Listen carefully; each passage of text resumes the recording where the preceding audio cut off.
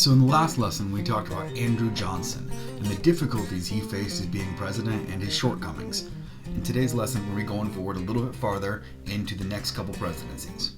So the Reconstruction Act provided for the political reorganization of the South, and when they set up the Reconstruction Acts, one of the things that changed is people who were political leaders under the Confederacy were no longer allowed to have positions of power.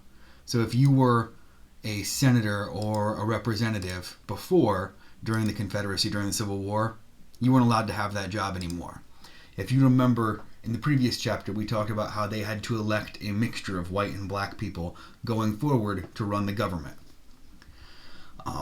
So, anytime you give somebody a chance, there's going to be people who take advantage of it and do corrupt things. So we're going to learn about scalawags and carpetbaggers next.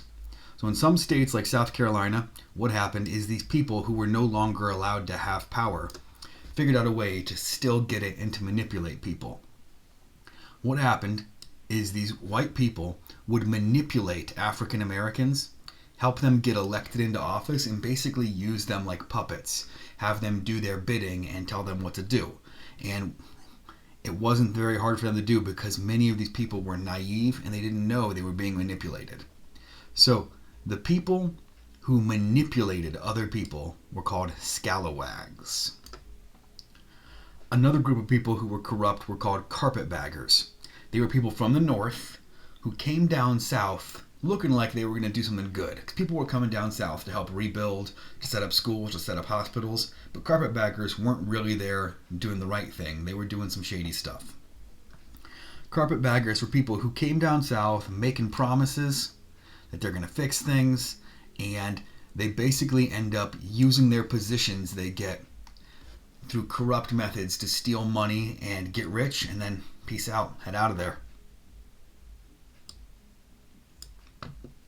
So what happened to these giant plantations after the Civil War? These plantations where they were growing cotton did most of the work with slave labor.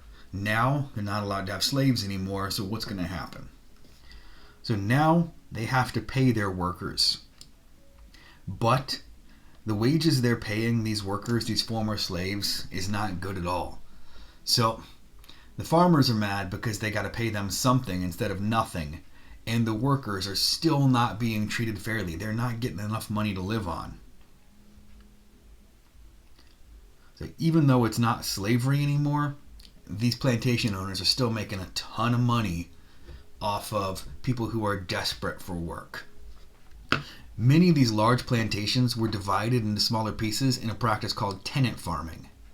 And in tenant farming, what happens? A tenant is someone who rents something. What's happening is somebody is renting a piece of property off the farmer. They rent it and they have the right to grow stuff on it and, make their own money. Usually they're going to sell their crops back to the landowner or the landlord. And the way this arrangement was set up is the people who were renting the farm usually were former slaves. They're going to rent the farm, so they're going to pay the farmer rent. They're going to grow all the crops, and they're going to sell the crops, and then they're going to give most of the money back to the plantation owner. So they're doing all the work and get to keep barely any of the money. So it's only this much better than slavery. Some large landowners let former slaves have land for free. And anytime somebody is giving you land for free, you're going to have to start to question, what's their motivation? Because something's not right. What happens is they would set people up, they'd set these former slaves up, give them some land, give them supplies, and help them get started growing their own crops. And then when the crop was ready, they'd have to give the crop back to the plantation owner. And the plantation owner is going to keep most of the profit every single time. So this isn't very much better because people don't own these slaves anymore, but they're not getting paid fairly for their work. In both sharecropping and tenant farming, what happens is the sharecropper, the tenant farmer, they both work very, very hard, and no matter how hard they work, their debt keeps increasing. They never make enough money to pay off what they owe. So eventually they're going to owe so much money to these plantation owners, through being tricked and manipulated, that they are going to be back to basically being slaves, working for nothing because they owe money to the plantation owner.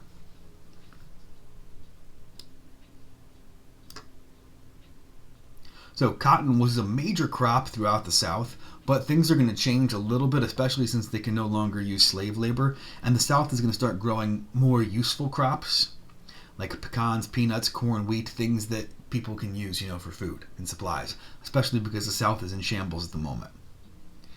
The role of women changed a lot during the Civil War, too. Women had taken many of the men's responsibilities while they were off fighting the war, taking over the farms, working in the factories, building things, making things, doing much of the work. Some women became nurses, and some women even fought in the Civil War. So because women had done all of these independent things, many women started wanting more out of life. They wanted the right to vote, they wanted the right to own property, but they're not going to get those things for many, many years still.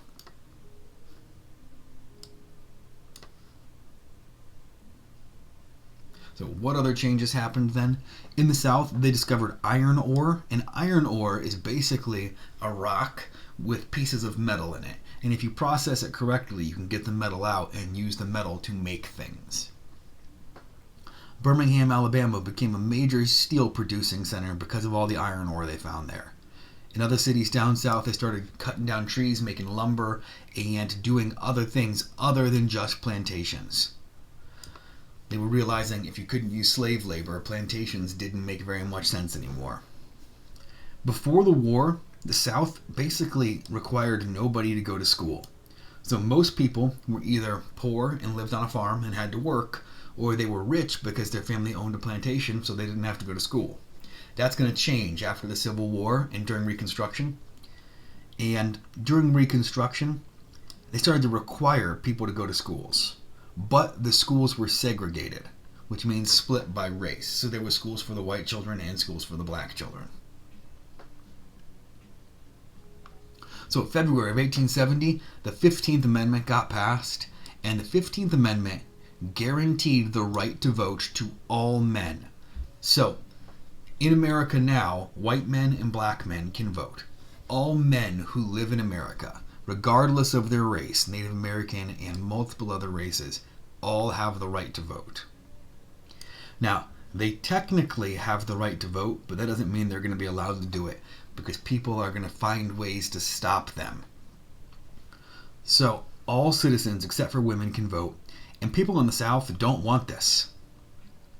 They know that all of these former slaves are going to vote against them, against the Democrats, who were the ones who kept the slaves back then. So, some southern states tried to figure out a way to stop African Americans from voting.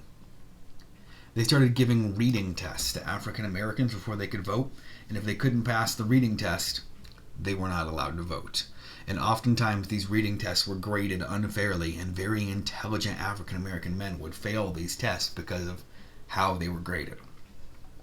They also passed a law called the Grandfather Clause, which is some really grimy stuff. So the 15th Amendment said you cannot stop somebody from voting because of their race. So the South said, let me find a way to do it anyway. The South passed this law called the Grandfather Clause, and the Grandfather Clause said, if your grandfather couldn't vote, you can't vote. So what that meant is all the slaves, their grandparents couldn't vote, so they can't vote. When they have children, their children's grandparents weren't able to vote, so they won't be able to vote. When their children have children, their grandparents weren't able to vote, so they wouldn't be able to vote. So basically, they found a way to stop African Americans from voting without saying it was because they were black. African Americans also faced other problems. A group called the Ku Klux Klan emerged during this time. And the Ku Klux Klan hated Northerners, it hated carpetbaggers, hated scalawags, and they used violence to intimidate their victims. The most common victim of their violence were African Americans. So the KKK hated multiple groups of people, but the focus of their hatred was on African Americans. So President Grant, the end of his presidency is tough. So President Grant was a war hero. He was very popular, he was very well liked, But unfortunately, he was too trusting of the people he chose to be in office. He appointed his friends, who he thought would do good jobs because, they were his friends. He thought he could trust them. What happened is when his friends got into power, they saw opportunities to make money, and they made money through lots of scandals, doing corrupt things, stealing government resources, renting out property that wasn't theirs. And what happens is Ulysses Grant's friends really tarnish his reputation.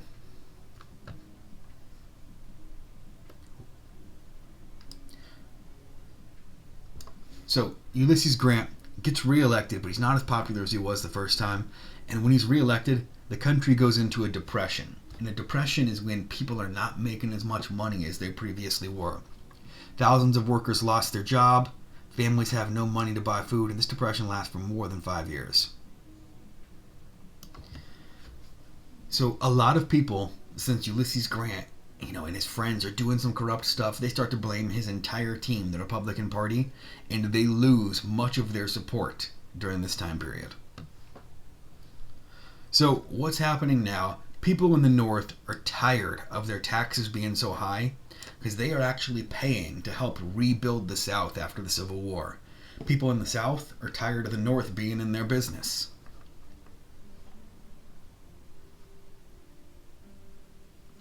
So, the election is coming up, and the Republicans chose a guy named Rutherford Hayes from Ohio. He was an honest man. The Democrats chose a guy named Samuel Tilden. He was the governor of New York. And Tilden won the popular vote, which means he got more votes. But neither one of them got enough points, enough electors on the map to win the election. And if you guys remember, anytime there's a tie and there's not enough electoral votes, the House of Representatives gets to decide the result of the election. So Rutherford Hayes makes a deal. He tells the Democrats and the people from the South who are in Congress, here's what I'll do for you. I will get the North out of your business. We'll take all the Northern people who are watching the South and babysitting them, we'll send them back home. And he tells the Northerners, we'll stop paying to rebuild the South. So a lot of people like it. They say, you know what, we're tired of paying for this. The South is tired of them being in their business, and they agree to make Rutherford Hayes the next president. Rutherford Hayes kept his promise. He ends up taking all of the federal troops out of the southern states, and Reconstruction has come to an end. So, think about this. If you got these people down there watching the South to make sure they're not doing shady stuff, to make sure they're not, discriminating and treating people unfairly, and then all of a sudden you take away the people who are watching them, what's going to happen? So, lots of problems still going on. And once he takes out the people who are watching the South, the problems get worse.